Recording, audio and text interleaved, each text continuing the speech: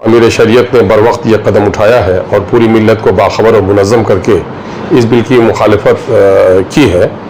اور یقیناً ہے کہ امارت شریعہ چند نفوذ کے اس اجتماع کا نام نہیں ہے۔ امارت شریعہ بہار، اڑیسہ اور جھارکھنڈ کے کروڑہا مسلمانوں کی ایک نمائندہ تنظیم ہے کہ ایک بڑی آبادی جو امارت شریعہ سے عقیدت رکھتی ہے یا اس کی اتباع کرتی ہے، تو اس سب کی تائید گویا اس کو حاصل تھی۔ دیکھیے، میں وقت ترمیمی 2024 کو ملت اسلامیہ ہند کی تابوت میں آخری کیل تصور کرتا ہوں۔ آزادی کے بعد سے لے کر اس وقت تقریباً 40,000 سے زیادہ فرقہ و فسادات ہوئے اور اس میں 90% نقصان مسلمانوں کا ہوا۔ وہاں پر مجلس اتحاد المسلمین نے کشن گنج میں تمام تر مسالک کے علماء کو، تو لوگوں کو بیٹھا کر ہم لوگوں نے وہاں پر السلام علیکم ورحمۃ اللہ وبرکاتہ۔ ناظرین، اس وقت میں بہار کے ایک مشہور سیاستدان اور مجلس اتحاد المسلمین کے ریاست بہار کے صدر جناب اختر الایمان صاحب کے ساتھ موجود ہوں۔ میرے لیے خوش نصیبی ہے کہ پہلی بار فکر و نظر پر ان کا انٹرویو کرنے کا موقع مل رہا ہے۔ سر، فکر و نظر پر آپ کا بہت استقبال۔ بہت بہت شکریہ جناب علی۔ پہلا سوال سر آپ سے یہی ہے، آج امارت شریعہ بہار، اڑیسہ، جھارکھنڈ اور مغربی بنگال کے زیر اہتمام تحفظ اوقاف کانفرنس ہوا اور اس میں آپ نے شرکت کی۔ آپ نے کانفرنس سے کیا تاثر لیا اور یہ کانفرنس حکومت کو اپنا ارادہ بدلنے میں کتنا کامیاب ثابت ہو؟ نہیں، میں تو امارت شریعہ کے ذمہ داروں کو مبارکباد پیش کرتا ہوں۔ امیر شریعت نے بر وقت یہ قدم اٹھایا ہے اور پوری ملت کو باخبر اور منظم کر کے اس بل کی مخالفت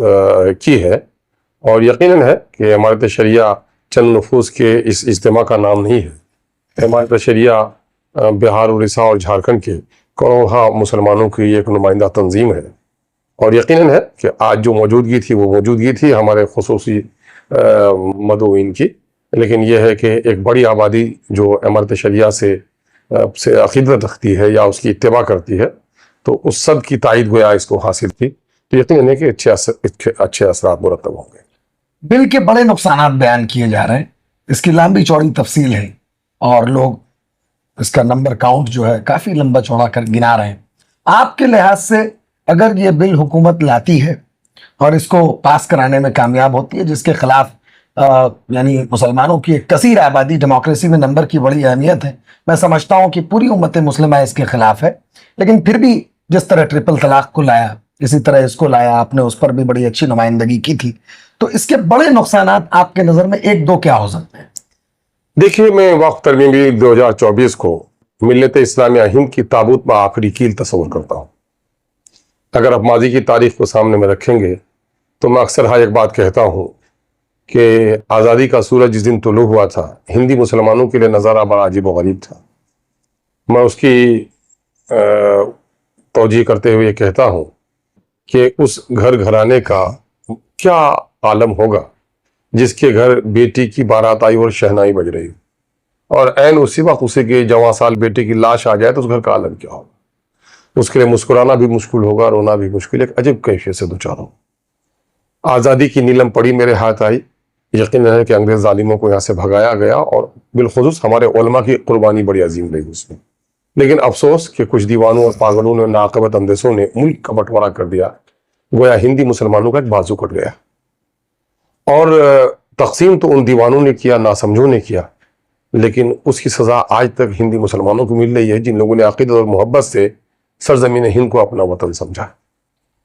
آزادی کے بعد سے لے کر اس وقت تقریباً 40,000 سے زیادہ فرقہ و فسادات ہوئے اور اس میں 90% نقصان مسلمانوں کا۔ ٹاڈا ہو، کوٹا ہو، چاہے میرٹھ ہو، ملیانہ ہو، بھاگلپور ہو، نیلی ہو آسام میں، ان تمام تر جگہوں پر مسلمانوں کو ہی نقصان اٹھانی پڑی، اور ساتھ ہی ساتھ ایک تو مسلمانوں کا جانی نقصان، مالی نقصان یہ ہوا کہ ان کے کاروباری ٹھکانے ہر جگہ مجروح کیے گئے۔ بھاگلپور میں جو ان کی ریشمی صنعت تھی، مراد آباد میں جو اس کی برتن کی صنعت تھی، مہاراشٹرا میں بھیونڈی وغیرہ میں جو کپڑے کی صنعت تھی، سب کو چن چن کر نشانہ بنایا گیا۔ آپ غور و فکر کریں گے تو سرکاری ملازمت جو ملک کے تقسیم کے بعد بھی 23% ملازمت مسلمانوں کے حصے میں تھی، آج سچر کمیٹی کی رپورٹ بتا رہی ہے کہ 3-4% سے زیادہ ملازمت آپ کی نہیں ہے۔ بہار میں جو حالیہ ابھی ذات پر مبنی شمار ہوا ہے، وہ ایک چشم کسا رپورٹ ہے کہ اور لوگوں کو ان کی آبادی سے زیادہ، آبادی کی جو حصہ داری ہوتی ہے اس سے زیادہ، جن کو 58,000 جن کو ملازمت ملنی تھی، ان کو 1,87,000 ملازمت ملی۔ मुलाजमत मिली, और मुसलमानों को जहां 3,68,000 मुलाजमतें मिलनी थी वहां से भी 1,73,000 मुलाजमतें मिली। तो मुसलमानों को हर एक मामले में नुकसान उठाना पड़ा। सरकारी मुलाजमतें नहीं हुई। जब ग्लोबलाइजेशन का दौर आया, मल्टीनेशनल कंपनियां आई, तो मुसलमानों के वो बाहुनर लड़के और बड़ी मेहनत का और जफाकत से लड़के जो इंजीनियर बने, वो बहुत सारी कंपनियों में सीईओज बन गए। और फिर ये फिरका परस्त तबीयतों को आया कि मुसलमानों की तो सरकारी राय हमने बंद कर दी, ये एमएनसीज में जाकर आप मुकाम हासिल करते हैं। तो एक मंसूबाबंद अमल के जरिए से आतंकवाद का झूठा नारा गढ़ा गया और हमारे खास करके इंजीनियरिंग सेल के लड़कों को गिरफ्तार किया गया, और इसके जरिए से जहां मुसलमानों की सभी को मशकूक किया गया, वहीं एमएनसीज को, कंपनीज को ये खबरदार भी किया गया कि खबरदार तो मुसलमानों को अच्छे ओहदे पे मत लो। नतीजा हुआ कि उधर से भी मुसलमानों को नौकरी से छांटा गया। और जहां तक बीजेपी की क़यादत आई है, ये हुकूमत आई है, बिल से क्या क्या बड़ा नुकसान? देखिए इस बिल से क्या नुकसान, ये बिल के आने की वजह क्या है, अगर आप जरा इजाजत दे तो मैं कह दूं। आप देखेंगे कि मोदी की जो सियासी रोटी सीखी है वो नफरत की आग में, नफरत के चूल्हे में सीखी है, और इस नफरत की आग में जो ईंधन बना है वो मुसलमान बना है। बाबरी मस्जिद टूटी तो 2 से 88 पे पहुंच गई है, और गोधरा का जो दंगा हुआ है ना, और उसकी वजह से इनकी पार्टी को और हौसला मिला। और आप जानेंगे इनकी ढटाई और बेहयाई का मालूम थे, पार्टियां कह रही थी कि हम फातिहाना जुलूस निकालेंगे, विजय जुलूस निकालेंगे। तो उसके नतीजे में हुआ यह है कि मौजूदा वक्त आरएसएस ने और दूसरा फिरका परस्त तंजीमों ने वतन के मेरे सादालू वतनी भाइयों को मुसलमानों के ताल्लुक से इतना गुमराह कर दिया है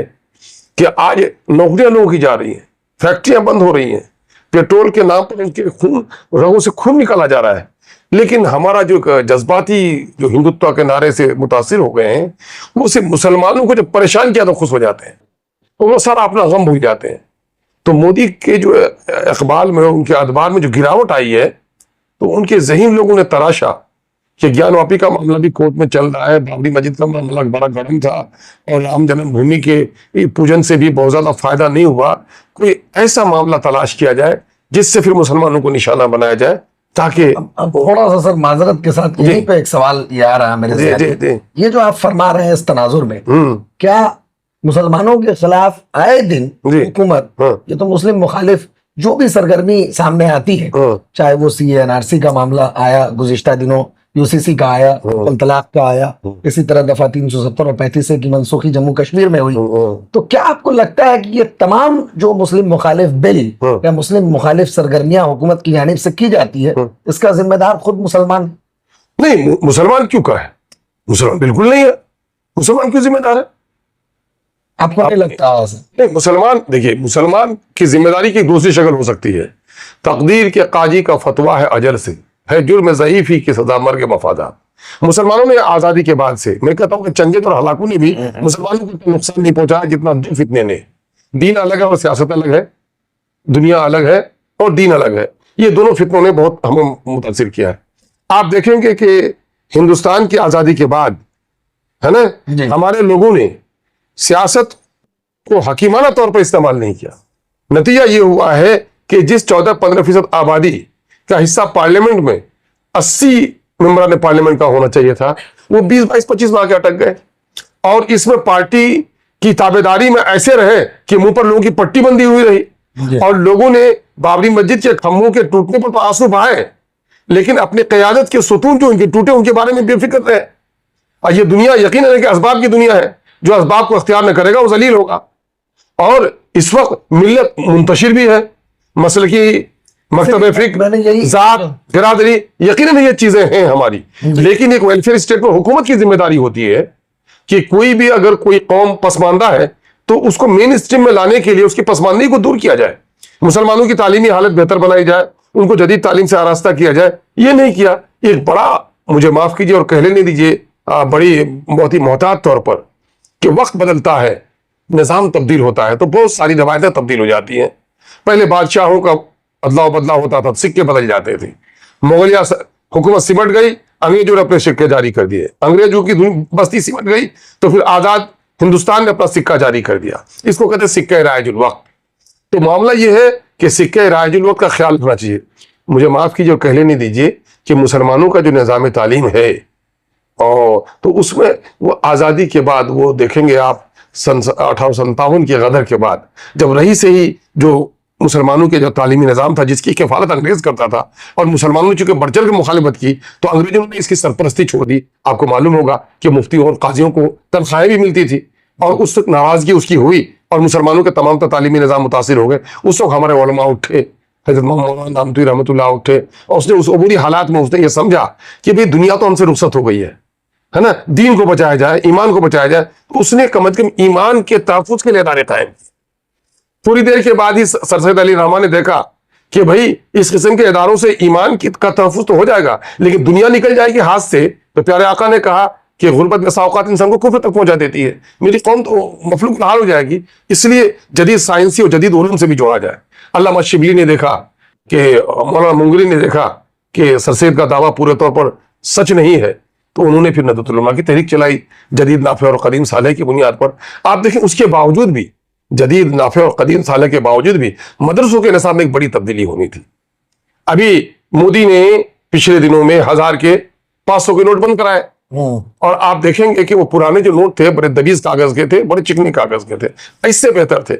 لیکن اگر کسی نے کہا کہ نہیں میں نوٹ نہیں بدلوں گا، پرانے نوٹ کو رکھوں گا، تو میں کہہ رہا ہوں کہ اگر نظام کے بدلتے ہوئے آپ نے اپنے سکے تبدیل نہیں کیے تو آپ کے سکے عجائب گھر کی زینت تو بن سکتے ہیں، بازار کی قیمت نہیں بن سکتے۔ نتیجہ یہ ہوا کہ آج ہمارے بہت سارے دینی اداروں کے جو اسناد یافتہ لوگ ہیں وہ سکے رائج الوقت نہیں ہیں، بڑی پریشانی ہو رہی ہے، اور بہت دیر کر دی صنم آتے آتے، اور نتیجہ یہ ہوا ہے کہ ابھی چند سالوں سے ایک نئی تبدیلی آئی ہے اور خوشگوار تبدیلی آئی ہے۔ چلیے جب جاگے تب سویرا۔ بہرحال یہ چیز میں آپ کو آن ریکارڈ دعوت دینا چاہتا ہوں کہ میں جس ادارے سے تعلق رکھتا ہوں اور فکر و نظر جامع رحمانی کا ترجمان چینل ہے، وہاں دارالحکمت ایک شعبہ امیر شریعت مولانا احمد ولی فیصل رحمانی صاحب نے قائم کیا، جس میں آپ کو سن کے خوشی ہوگی کہ دینی نصاب جو ہے اسلامیات اور اسلامک تھیولوجی جو روایتی طور پہ ہے، اس کے ساتھ ساتھ فزکس، کیمسٹری، بایولوجی، میتھمیٹکس، یہ سب عربی زبان میں پڑھائی جا رہی ہے۔ حفظ کے چھوٹے چھوٹے طلبہ آپ کو عربی بولتے ہوئے نظر آئیں، تو میں آپ کو خصوصی دعوت دیتا ہوں، آپ تشریف لائیے تاکہ آپ کو دلی خوشی ہو، اس لیے کہ آپ اس جذبے سے سرشار۔ نہیں ٹھیک ہے، عمدہ ہے۔ لیکن جہاں تک آپ وقف بل کے تعلق سے کہتے ہیں جی، تو میں یہ سمجھ رہا ہوں کہ اس وقف بل کو پہلے تو ہم لوگ یہ سمجھتے ہیں کہ یہ مسجد، یہ مدرسے، یہ خانقاہ ہیں، یہ عیدگاہ ہیں، اور جو ہمارے بزرگوں نے اپنی ملکیت کو اللہ کے نام پر وقف کر دیا، یہ اللہ کی امانت ہے، بالکل، اور اس کی حفاظت کرنا ہمارا دینی اور ایمانی فریضہ ہے۔ اور اس وقت حکومت نے ہمارے بارے میں کوئی بھلائی نیک نیتی سے یہ قدم نہیں اٹھایا ہے، بلکہ ایک فتنہ گری اس نے کی ہے کہ اوقاف کے جو پرانے اختیارات تھے اس کو سلب کر لیا ہے، کلکٹر کے ہاتھ میں ساری چیزیں دے دی ہیں، اور معاملے کو اتنا گنجلک کر دیا ہے کہ ابھی اس موسم میں بھی آپ دیکھیں گے کہ زمین اپنی ہے، اگر اس نے میونسپلٹی سے نقشہ پاس نہیں کرایا، ایک تکنیکی بات ہو سکتی ہے جو کچھ ابھی آپ کا ہماچل میں ہو رہا ہے، اور ہماری مسجد توڑی جا رہی ہے نا، تو اب کل کے دن میں آپ دیکھیں گے کہ ان چیزوں کو بہانہ بنا کر، ریونیو کے معاملے کو، زمین کے کاغذات کو بہانہ بنا کر، نہ جانے ہماری کتنی مسجدیں توڑی جائیں گی۔ ایک بابری مسجد نہیں، ہزاروں بابری مسجد کا سانحہ ہمارے درمیان میں ہوگا۔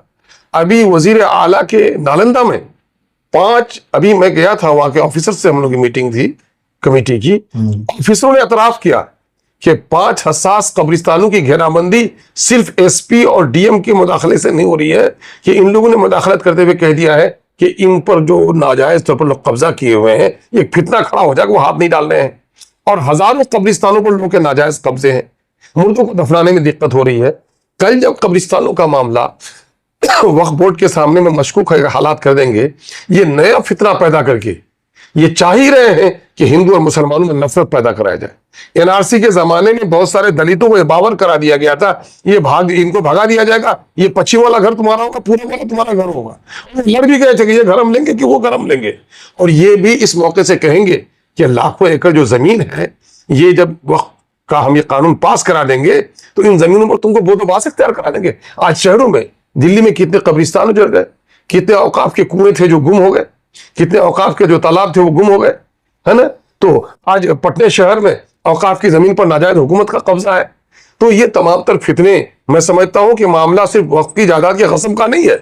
بلکہ وقف کی جائیداد کو غصب کیا جائے گا، مسلمان تحفظ کے لیے اٹھے گا اور دوسرے لوگوں کو لڑا دیں گے۔ یہ خانہ جنگی مسلمانوں کو اور فتنہ پرداز لوگوں کے درمیان میں ایک مخاصمت کی فضا بنائی جا رہی ہے، منافرت کی فضا بنائی جا رہی ہے، اور دونوں کو متصادم کرانے کے لیے ایک منصوبہ بند پلان ہو رہا ہے۔ اس سے سب سے خطرناک اب تک مسلمانوں پر کے خلاف جتنی بھی چیزیں آئی ہیں، اب NRC کا مسئلہ ہوا، ظاہر ہے سب واحد ہیں، وہ کچھ کر نہیں سکتے۔ جہاں تک وہ UCC کا معاملہ رہیں گے، مجھے آربیٹری تک حاصل ہے، وہ جو کچھ کرے میں اپنے طرف اپنے شریعت پر چلنے پر پابند رہوں گا۔ لیکن مدارس، یہ مساجد، یہ قبرستان، یہ تو میں کہتا ہوں کہ چین سے جینے بھی نہیں دیتے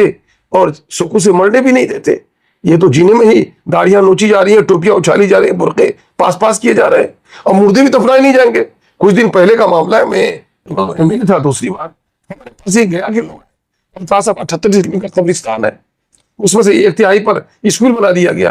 1/3 پر تالاب ہے، اور 1/3 جو بچا ہوا تھا اس پر بھی فتنہ پرداز لوگوں نے میرے بچے کی میت کے بعد دفنانے نہیں دیا۔ 24 گھنٹے تک لاش اوپر رہ گئی، اور جب SP اور DM کی مداخلت ہوئی تب دفنایا گیا، اور اس پر بھی کئی دنوں تک پہرےداری کرنی پڑی کہ لاش اکھاڑ کر نہ پھینک دے۔ جب یہ فضا پہلے سے بنی ہوئی ہے، اور اس وقت اگر یہ کالا قانون اگر قانونی شکل اختیار کر لے، میں سمجھتا ہوں کہ ہندی مسلمانوں کے لیے عزت وقار کی زندگی کیا، میں سمجھتا ہوں کہ ان کے عبادت خانے محفوظ نہیں رہیں گے،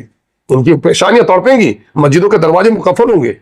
یہ لاشیں کفنائی ہوئی رہیں گی، اور دفنانے میں ان کو دقت پیش آئے گی۔ تو یہ ہمارے لیے تو بہت مشکل گھڑی اس ہوگی۔ بل کی خطرناکی تو بلا شبہ آپ نے جیسا فرمایا، اور جو ہم لوگ ابھی پڑھ رہے ہیں، سن رہے ہیں، آج بھی کانفرنس میں سامنے چیزیں آئی اور آ رہی ہے مسلسل،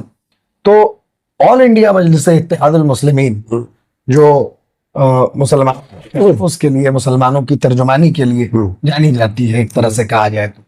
جو اس کے مرکزی صدر ہیں وہ بھی، اور آپ بہار کے صدر ہیں، تو